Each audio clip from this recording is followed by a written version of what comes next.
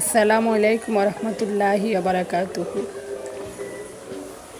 আল্লাহ তাআলার পরিকল্পনা অবশ্যই আমাদের পরিকল্পনার চাইতেই উত্তম, কিন্তু আমরা এটা ভুলে যাই কিংবা মনে থাকে তারপরও বিশ্বাস করতে চাই না।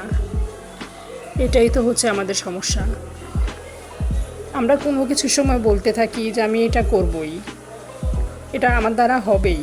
কখনো আমরা এটা ভাবি না যে যেটা আমি বলতেছি হবেই, সেটা আল্লাহ না দিলে কিভাবে হবে।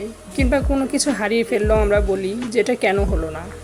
কখনো আমরা এটা চিন্তা করি না যে আল্লাহ তাআলা আমাদের চাইতে আরও অধিক গুণ চিন্তা ভাবনা করে আমাদের জন্য, তার বান্দার জন্য, এবং আমাদের জন্য যেটা উত্তম তিনি সেটাই করবে। এজন্যই বলা হয়েছে আল্লাহ তাআলার চিন্তা ভাবনা তার বান্দার চিন্তার চাইতে অধিক উপরে।